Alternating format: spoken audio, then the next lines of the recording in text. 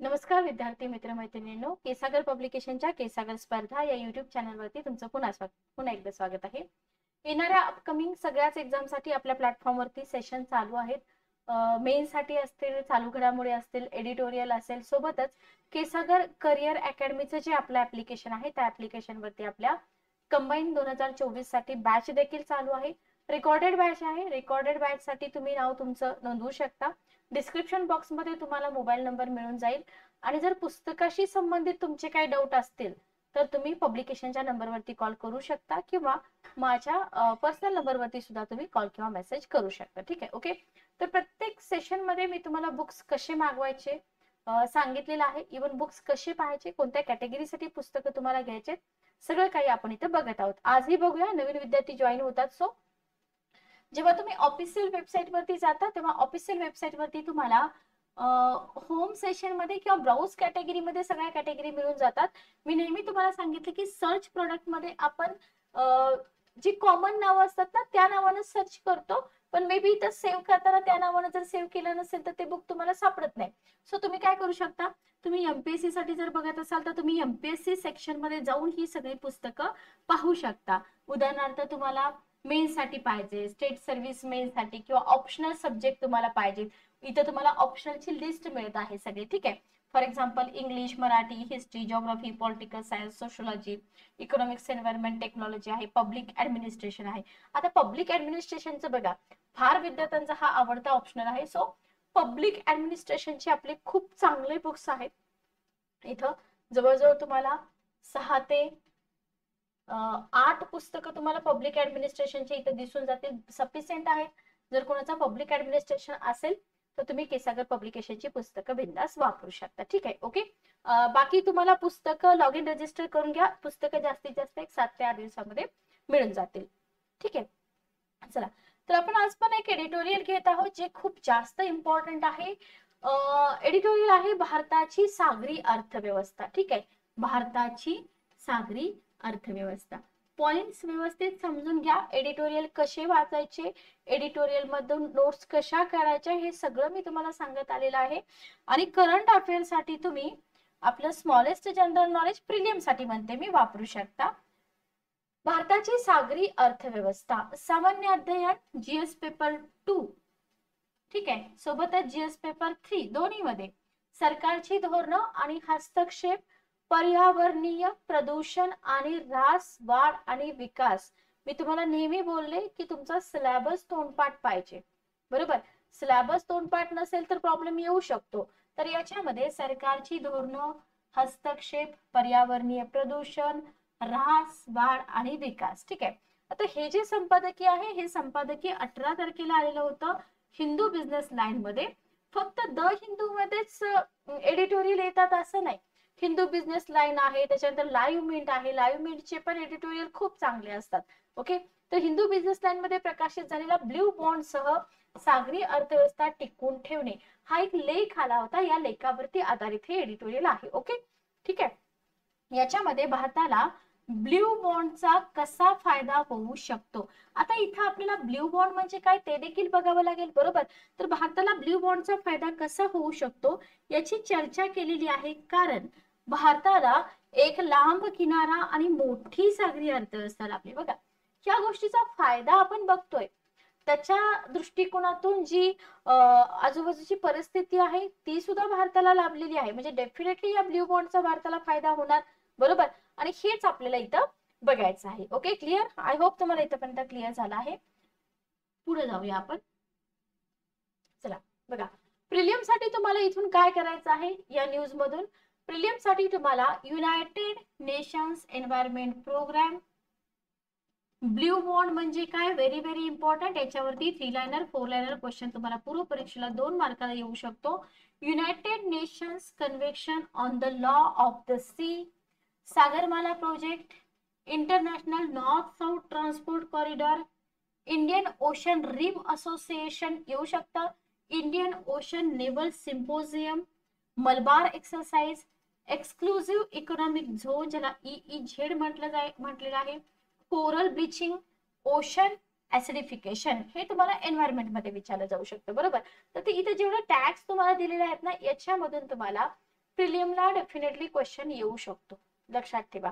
Okay, मुख्य परीक्षेसाठी तुम्हाला सागरी अर्थव्यवस्था महत्व विचारलं जाऊ शकतं, संभावना आहेत, सागरी अर्थव्यवस्थेसमोरची आव्हानं आहेत, पुढचा मार्ग काय असेल, ब्ल्यू बॉन्ड सह सागरी अर्थव्यवस्था भारताला कशी मदत करू शकेल, हे तुम्हाला मुख्य परीक्षेला विचारलं जाऊ शकतं. ठीक आहे, जसं आपला सीसॅट क्वालिफाईंग झाला तसं तुम्हाला पूर्व परीक्षेचा जो जीएस पेपर 1 आहे त्याच्यामध्ये युपीएससी मध्ये कसे क्वेश्चन विचारतात त्या टाइप क्वेश्चन विचारलेलं तुम्हाला दिसून येत आहे. ठीक आहे, त्याच्यामुळे आपल्याला या लेवलची प्रिपरेशन तर करावीच लागेल. चला बघा, महासागर हे विस्तीर्ण आणि वैविध्यपूर्ण सागरी जीवनाचं घर आहे, आपल्याला माहिती आहे बरोबर.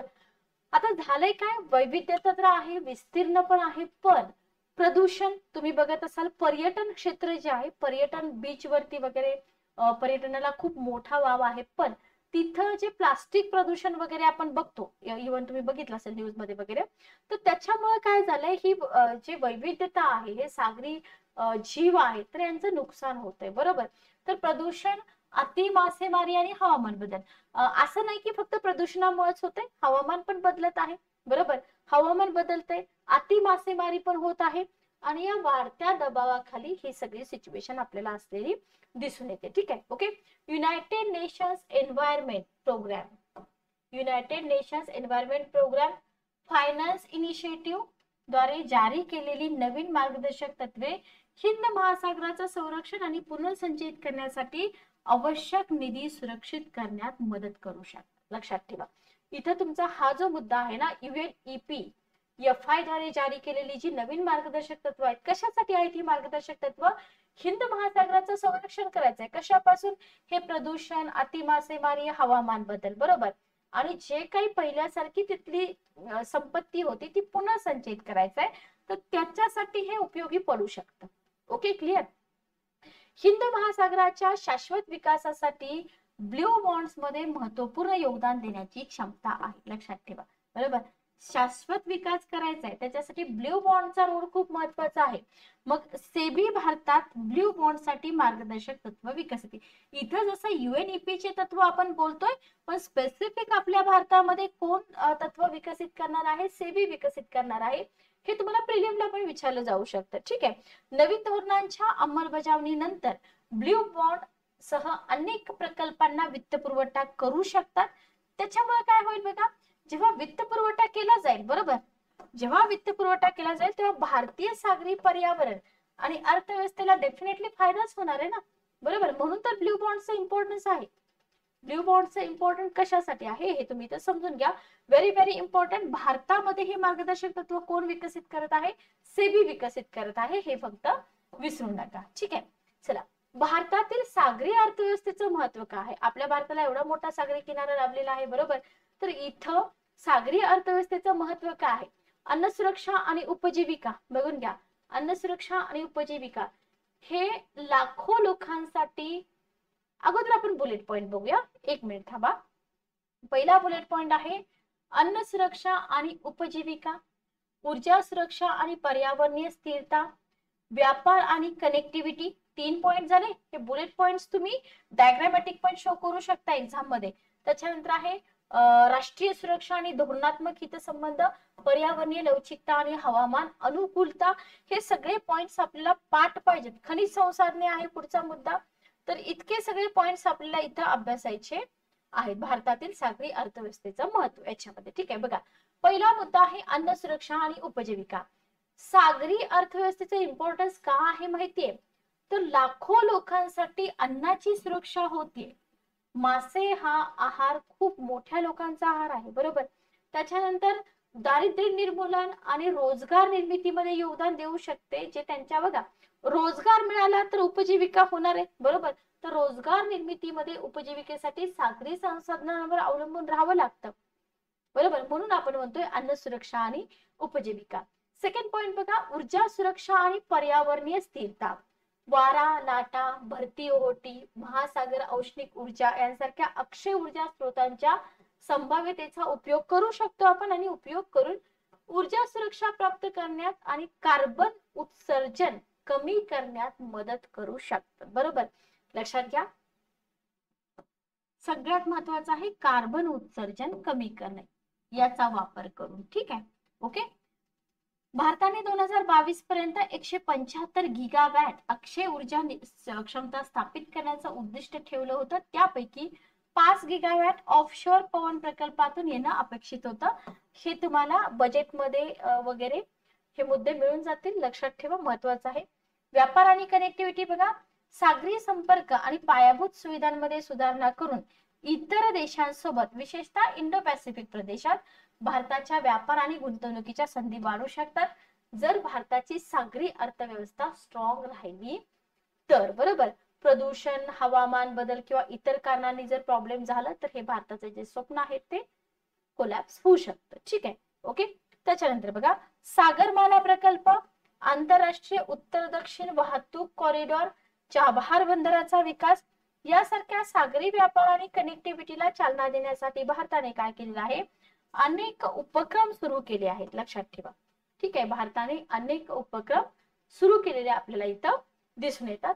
किती मुद्दे झाले, 3 मुद्दे झाले. पुढचा मुद्दा बघा, आपण बघतोय अर्थव्यवस्थेचं महत्व, पर्यावरणीय लवचिकता आणि हवामान अनुकूलता. बघा, भारताला त्याची जी सागरी परिसंस्था आहे आणि जैवविविधता आहे, बरोबर, सागरी परिसंस्था आणि जैवविविधता याचं संरक्षण करायचंय, बरोबर, पुनर्संचयित करायचंय, पर्यावरणीय लवचिकता निर्माण करण्यास आणि जे क्लायमेट आहे त्याच्याशी जुळवून घेण्यास मदत करू शकतो. बरोबर, ब्ल्यू बॉन्ड साठी आपण हे सगळं बघतोय.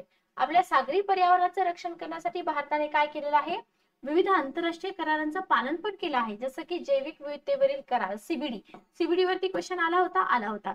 समुद्राचा कायदा, ज्याला UNCLOS म्हटलं जातं, पॅरिस करार, हे तुम्हाला ऑप्शन मध्ये पण विचारतात. ठीक आहे, की सागरी पर्यावरणाचं रक्षण करण्यासाठी भारताने आतापर्यंत खालीपैकी कोणकोणत्या करारांचं पालन केलेलं आहे. मग खाली ऑप्शन असतो सीबीडी, त्याच्यानंतर पॅरिस करार, UNCLOS, हे सगळं तुम्हाला ऑप्शन मध्ये दिलं जातं. आणि मग तुम्हाला माहित पाहिजे की कोणता करार कोणत्या सब्जेक्टशी रिलेटेड होता. ओके, त्याच्यानंतर आहे राष्ट्रीय सुरक्षा आणि धोरणात्मक हितसंबंध. बघा, भारताच्या सागरी सीमा आणि मालमत्तेवर बाह्य धोके आणि आव्हानांपासून सुरक्षित करून भारताची राष्ट्रीय सुरक्षा आणि धोरणात्मक हितसंबंध मजबूत करू शकतात. ओके, समजलं. भारत हिंद महासागर क्षेत्रामध्ये मजबूत नौदल उपस्थिती राखतो, लक्षात ठेवा. आणि बहुपक्षीय मंचामध्ये भाग सुद्धा आपला भारत घेतोय. सागरी सहकार्य आणि सुरक्षा वाढवण्यासाठी इंडियन ओशन रिम असोसिएशन, तुम्ही न्यूज मध्ये वाचलं असेल, इंडियन ओशन नेव्हल सिम्पोजियम, याला IONS म्हटलं जातं, आणि मलबार सराव यांसारख्या सरावामध्ये भाग घेतो. नौदल सराव असतील, सागरी सराव असतील, हवाई सराव असतील, करंट अफेअर्स मध्ये हे सगळं आहे. ठीक आहे, ओके.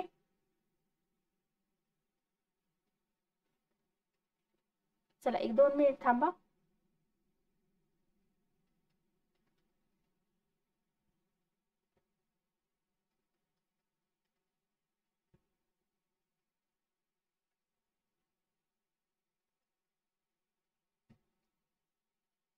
बघा, तर हे सगळे मुद्दे आपण इथे लक्षात ठेवले पाहिजेत. नेक्स्ट बघा, खनिज संसाधने, पॉलीमेटॅलिक नोड्यूल, निकेल, कोबाल्ट, लोह आणि मॅंगनीज असलेले लहान गोलाकार नोडूल जे समुद्राच्या तळावर लाखो वर्षापासून विकसित झाले आहेत, बहुतेकदा 4-5 किलोमीटरच्या खोलीवर आढळतात. खनिज संसाधनासाठी सुद्धा ही सागरी संपत्ती आहे, ही संपत्ती व्यवस्थित टिकवून ठेवणं फार महत्वाचं आहे.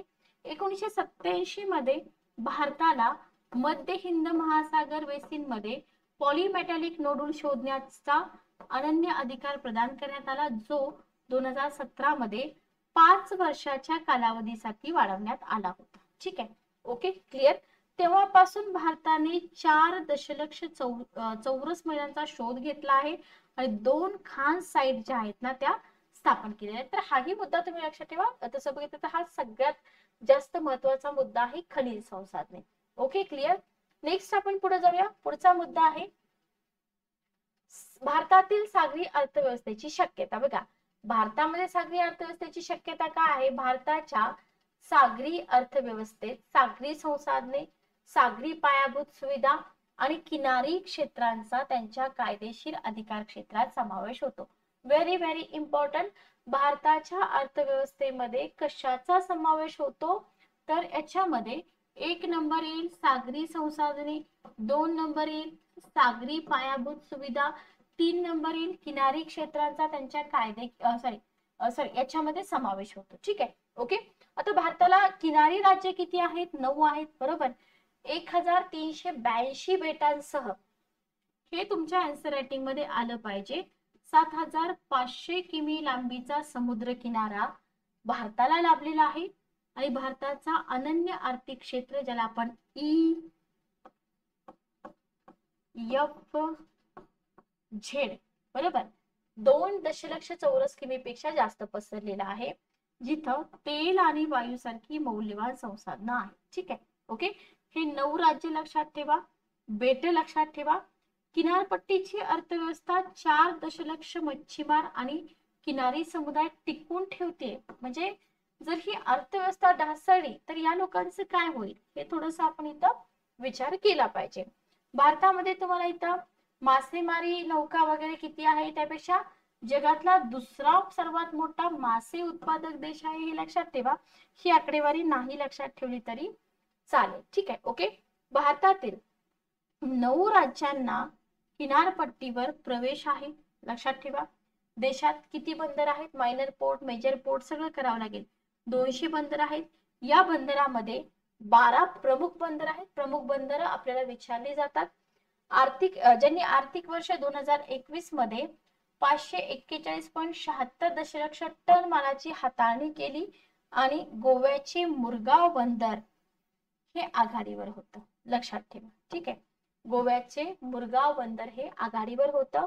ऑब्झर्व्हर रिसर्च फाउंडेशनच्या मते, लक्षात ठेवा, ऑब्झर्व्हर रिसर्च फाउंडेशनच्या मते हिंद महासागर हा जगातील 3रा सर्वात मोठा महासागर विभाग आहे. Very very important. हे 70 दशलक्ष चौरस किमीपेक्षा जास्त क्षेत्र व्याप्त विपुल तेल आणि खनिज स्रोतांसाठी हिंद महासागर क्षेत्र ओळखलं जातं. ठीक आहे, ओके. चला पुढे जाऊया. आता भारताची अर्थव्यवस्था तर एवढी महत्वाची आहे, पण या अर्थव्यवस्थेसमोर काही आव्हानं आहेत, बरोबर. तर काय आव्हानं आहेत? पायाभूत सुविधांचा अभाव आहे, सागरी प्रदूषण आहे. ठीक आहे, ओके. पायाभूत सुविधांचा अभाव. भारताला त्याच्या किनारी भागामध्ये, लक्षात घ्या, बंदरे, विमानतळ, रस्ते, रेल्वे आणि इतर पायाभूत सुविधांमध्ये मोठ्या प्रमाणात गुंतवणूक करण्याची गरज आहे. ठीक आहे, ओके. जेणेकरून कनेक्टिव्हिटी आणि कार्यक्षमता सुधारेल. ठीक आहे, जेणेकरून कनेक्टिव्हिटी आणि कार्यक्षमता सुधारेल. पंतप्रधानांच्या आर्थिक सल्लागार परिषदेच्या अहवालानुसार भारताच्या बंदराची क्षमता फक्त 1.5 अब्ज टन प्रतिवर्ष आहे, तर 2025 पर्यंत बंदराची वाहतूक 2.5 अब्ज टनापर्यंत पोहोचण्याची अपेक्षा आहे. ठीक आहे, ओके. सागरी प्रदूषण बघा, भारतातील किनारपट्टीचे पाणी, औद्योगिक कचरा, सांडपाणी, शेतीचे वाहून जाणारे पाणी, प्लास्टिक कचरा आणि तेल गळती यांसारख्या विविध स्रोतांमुळे प्रदूषित होते. ओके. आणि सागरी प्रदूषणाचा सागरी परिसंस्था आणि जैवविविधतेच्या आरोग्यावर तसेच मासे आणि सी फूड उत्पादनांच्या गुणवत्तेवर परिणाम होतो, हे लक्षात ठेवा. ठीक आहे, सागरी प्रदूषणामध्ये तुम्हाला हे जे मुद्दे आहेत हे मुद्दे व्यवस्थित लक्षात ठेवावे लागतील. नेक्स्ट बघा, युनायटेड नेशन एन्व्हायरमेंट प्रोग्राम ज्याला आपण UNEP म्हणतो, तर या UNEP नुसार 60 प्रमुख भारतीय शहरांमधून तयार होणारा जो कचरा आहे, म्हणजे आता हे तुम्ही 15,000 टन वगैरे लक्षात नका ठेवू, नॉर्मली जास्तीत जास्त कचरा म्हणू शकता. मोठा भाग प्लास्टिकचा आहे. दक्षिण आशियाई पाण्यात दररोज टाकला जातो, विचार करा, डेली टाकला जातो असं म्हटलंय.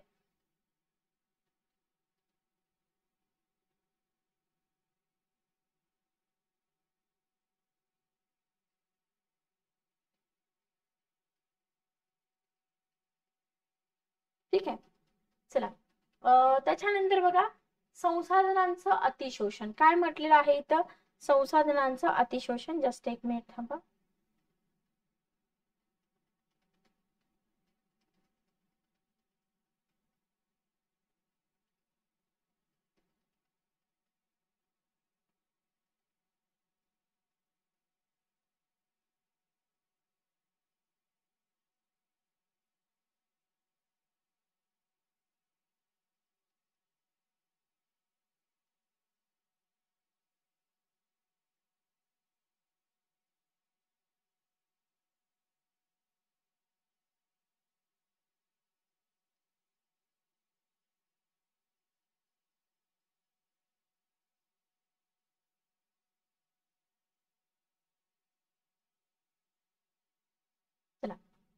तर संसाधनांचं अतिशोषण, भारताच्या सागरी संसाधनांवरती अति मासेमारी, बेकायदेशीर मासेमारी, अनियंत्रित मत्स्यशेतीचा दबाव आहे. लक्षात घ्या, जास्त मासेमारी केल्याने काय होतं, माशांचा साठा कमी होऊ शकतो. बरोबर, मच्छीमारांचं उत्पन्न आणि उपजीविका कमी होऊ शकते, लाखो लोकांच्या अन्न सुरक्षेला धोका निर्माण होऊ शकतो. बेकायदेशीर मासेमारी भारताच्या सागरी क्षेत्रांचं सार्वभौमत्व आणि सुरक्षितता सुद्धा कमी करू शकते. लक्षात ठेवा. हवामान बदल, हवामान बदलामुळे भारताच्या सागरी अर्थव्यवस्थेला काय झालेला आहे, गंभीर धोका निर्माण झालाय. बरोबर, कारण त्यामुळे समुद्राची पातळी वाढणं, किनारपट्टीची धूप होणं, वादळे, पूर, क्षारीकरण, कोरल ब्लिचिंग, महासागरातील आम्लीकरण, सागरी प्रवाहांमध्ये होणारे बदल, हे सगळे बदल होत आहेत. बरोबर, याचा फटका बसतोय आणि तापमानातील बदलासारखी परिस्थिती उद्भवू शकते. मग हवामान बदलामुळे सागरी प्रजातींचं वितरण, विपुलता, त्यांच्या स्थलांतर पद्धती आणि पुनरुत्पादन चक्रांवरती काय होऊ शकतं, परिणाम होऊ शकतो. ठीक आहे, ओके, क्लिअर. चला बघा, युनायटेड नेशन्स हे आपण बघितलेलं आहे. सॉरी, हा मुद्दा आपण बघितला, रिपीट झालाय. आता उपाय पण बघितले पाहिजेत ना, प्रॉब्लेम्स आहेत, आव्हानं आहेत, अर्थव्यवस्था पण खूप महत्वाची आहे. मग आता उपाय कोणते असतील, राष्ट्रीय लेखा फ्रेमवर्क विकसित करा. म्हणजे हे जीडीपी, रोजगार, व्यापार, इतर निर्देशकामध्ये सागरी अर्थव्यवस्थेचं योगदान मोजलं जाईल. याच्यामुळे सागरी अर्थव्यवस्थेचं महत्व आणि परिणामांचं मूल्यांकन करण्यात आणि योग्य धोरणे व हस्तक्षेप करण्यात मदत होईल. ठीक आहे. कोस्टल आणि मरीन स्पेशल प्लॅनिंग बघा, समन्वित पद्धतीने विविध क्रियाकलाप. आता हे जे कोस्टल आणि मरीन स्पेशल प्लॅनिंग आहे, हाही मुद्दा तुम्ही लिहा. किंवा महासागर प्रशासनासाठी कायदेशीर आणि संस्थात्मक फ्रेमवर्क मजबूत करा. तर इथं तुम्हाला समन्वित पद्धतीने विविध क्रियाकलाप आणि क्षेत्रांना जागा, संसाधने वाटप करणारे किनारपट्टी आणि सागरी अवकाशीय नियोजन लागू केले जाईल. हे संघर्ष टाळण्यासाठी मदत करेल. बरोबर, संघर्ष टाळण्यासाठी मदत करेल, संसाधनांचा अनुकूल वापर करेल. मग जेव्हा अनुकूल वापर होतो तेव्हा काय होत असतं, पर्यावरणीय स्थिरता सुनिश्चित होत असते. ठीक आहे, ओके. हे राष्ट्रीय आणि आंतरराष्ट्रीय कायदे नियमांचं पालन सुनिश्चित करेल. याच्यामुळे भारताच्या सार्वभौमत्वाचे आणि सुरक्षिततेचे रक्षण करणे, बेकायदेशीर कारवायांना प्रतिबंध करणे आणि विवादांचे निराकरण करण्यात मदत होईल. ठीक आहे, ओके. सागरी संशोधन आणि नौक्रमासाठी क्षमता आणि तंत्रज्ञान सुधारणे. बघा, आता हे पुराव्यावर आधारित निर्णय घेण्यास समर्थन देईल. बरोबर, नवीन विकास संधींना प्रोत्साहन देईल. ऑफशोर ऊर्जा, खोल समुद्रातील खाणकाम, जैव तंत्रज्ञान आणि मत्स्यपालन यांच्यासारख्या उद्योन्मुख क्षेत्रांच्या संभाव्यतेला अनलॉक करण्यास काय होईल, हे मदत करेल. मुद्दे थोडेसे डिफिकल्ट आहेत, पण तुम्ही 1-2-3 वेळा रिवाइज केले तर सोपं आहे. सहकार्य आणि भागीदारी वाढवणे. बघा, हिंद महासागर क्षेत्रातील समान हितसंबंध, आव्हाने सामायिक करणाऱ्या इतर देश आणि प्रादेशिक संस्थांसोबत काय होईल, सहकार्याला प्रोत्साहन देणं हा एक मार्ग आहे. परस्पर विश्वास वाढवण्यात, सर्वोत्तम पद्धती सामायिक करण्यात मदत करतील. बरोबर, इथेपर्यंत क्लिअर झालं. त्याच्यानंतर आहे ब्ल्यू बॉन्ड. आता सगळ्यात महत्वाचं म्हणजे हे ब्ल्यू बॉन्ड काय आहे. ब्ल्यू बॉन्ड्स भारतातील शाश्वत महासागर प्रकल्पांना काय करतील, निधी देऊ शकतात.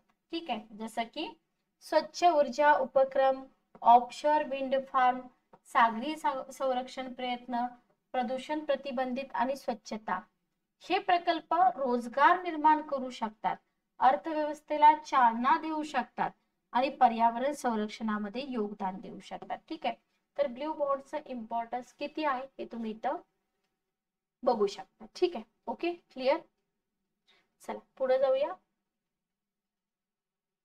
ब्ल्यू बॉन्ड हा एक प्रकारचा शाश्वत बॉन्ड आहे. लक्षात ठेवा, ब्ल्यू बॉन्ड हा एक प्रकारचा शाश्वत बॉन्ड आहे, जो विशेषतः महासागर आणि त्याच्या संसाधनांचं संरक्षण आणि पुनर्संचयित करणाऱ्या प्रकल्पांना वित्तपुरवठा करण्यासाठी डिझाईन केलाय. ब्ल्यू बॉन्ड नक्की काय आहे, काय करतो ब्ल्यू बॉन्ड, हे तुम्हाला इथं माहित पाहिजे. ब्ल्यू बॉन्ड्स हे ग्रीन बॉन्ड्स आणि सोशल बॉन्ड्स यासारख्या इतर शाश्वत बॉन्ड सारखेच असतात. फक्त विशेषतः ते कशावरती लक्ष केंद्रित करतात, महासागर संवर्धन आणि शाश्वत विकास. ठीक आहे. सरकार, विकास बँक किंवा इतर संस्था कुणाद्वारे जारी केले जातात? सरकारद्वारे, विकास बँकांद्वारे किंवा इतर संस्थांद्वारे. बरोबर. आणि वैयक्तिक गुंतवणूकदार असतील, संस्थात्मक गुंतवणूकदार असतील, इथे वित्तीय संस्थांपासून ते खरेदी केले जाऊ शकतात. ओके. मग आता इथपर्यंत आपण बघितलं ब्ल्यू बॉन्ड म्हणजे काय बघितलं, ब्ल्यू बॉन्डचं इम्पॉर्टन्स बघितलं. आपल्या भारताला या ब्ल्यू बॉन्डचा फायदा काय आहे किंवा कसे उपयुक्त ठरू शकतात? बघ, शाश्वत प्रकल्पांना वित्त पुरवठा. ठीक आहे. ओके. ब्ल्यू बॉन्ड सह भारतातील शाश्वत सागरी प्रकल्पांसाठी आवश्यक वित्त पुरवठा करू शकतात. बरोबर. याच्यामध्ये स्वच्छ ऊर्जा उपक्रम, offshore wind farm, wave energy converter, सागरी संरक्षित क्षेत्र, शाश्वत मत्स्यपालन आणि मत्स्यपालन यांचा समावेश आहे. ठीक आहे. आणि हे प्रकल्प रोजगार निर्माण करू शकतात. लक्षात घ्या.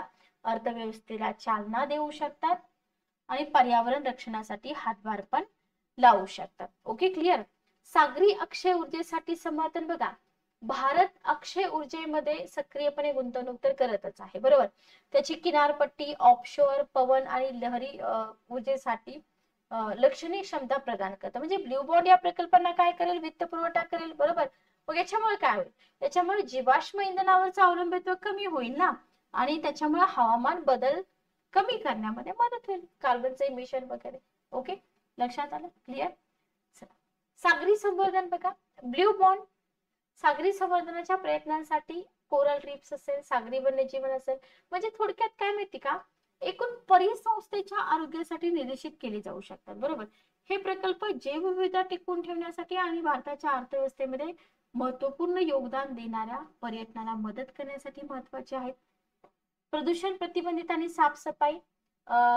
काय होते माहिती का, सागरी प्रदूषण आणि समुद्र किनाऱ्यावर साफसफाई याच्याशी संबंधित जे उपक्रम आहेत ते उपक्रमांना निधी देतील. बरोबर. म्हणजे वित्त पुरवठा करतील. संबंध बघा, पर्यटन आणि मत्स्य व्यवसायासाठी महत्वाच्या असलेल्या भारतातील महासागर आणि समुद्र किनारे यांचं आरोग्य चांगलं राखण्यासाठी मदत करतील. बरोबर. जागरूकता आणि शिक्षण. या ब्ल्यू बॉन्डमुळे महासागर संवर्धन आणि शाश्वत पद्धतींच्या महत्वाबद्दल जागरूकता निर्माण होईल. लोकसंख्येमध्ये अधिक जबाबदार वर्तन आणि पर्यावरण व्यवस्थापनास प्रोत्साहन देऊ शकतील हे ब्ल्यू बॉन्ड्स. ठीक आहे. Okay, clear. चला नेक्स्ट बघा. आता हे एडिटोरियल एवढा वेळ झाला आपण डिस्कस करतोय. बरोबर. याच्यामधून तुम्हाला क्वेश्चन काय येऊ शकतो? भारतातील सागरी अर्थव्यवस्थेचं महत्व. बघा, आन्सर रायटिंग काय असतं? बरोबर. तुम्ही याच्या आधी मी एक लेक्चर घेतलं होतं आन्सर रायटिंग. इथं जर तुम्ही बघितलं ना तर, एकच मिनिट थांबा. बघा, क्वेश्चनचे पार्ट असतात. बरोबर. इथं तुम्हाला महत्व म्हटलंय. बरोबर. मी इथं करते पहिला पार्ट महत्व. ठीक आहे, महत्व. ठीक आहे. सेकंड पार्ट त्या समोरील प्रमुख आव्हान. सेकंड पार्ट आहे आव्हान. तुमच्या आन्सर रायटिंग मध्ये महत्व पण आलं पाहिजे, आव्हानं पण आली पाहिजे. चर्चा करा म्हटलंय. ह्या दोन्हींची चर्चा करायची आहे तुम्हाला. चर्चा करा. ठीक आहे. त्याच्यानंतरचा पार्ट काय आहे बघा, ब्ल्यू बॉन्डचा परिचय भारताच्या सागरी अर्थव्यवस्थेला बळकट करण्यासाठी कसा हातभार लावू शकतो. क्वेश्चनचे पार्ट्स असतात, 3 पार्ट असतील, 4 पार्ट असतील. जेव्हा तुम्ही एखादा क्वेश्चन लिहायला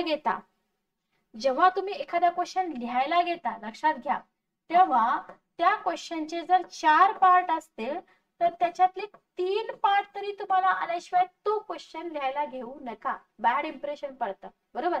तर हे सगळं आपल्याला या आन्सर रायटिंग मध्ये लिहायचं आहे. आय होप तुम्हाला एडिटोरियल आवडत असतील. बरेच विद्यार्थी सेशन बघतात पण विद्यार्थी कमेंट कधी करत आहेत? कमेंट करा. आवडला असेल तर लाईक करा, शेअर करा जास्तीत जास्त विद्यार्थ्यांपर्यंत. भेटूया नेक्स्ट लेक्चर मध्ये. Good day, take care.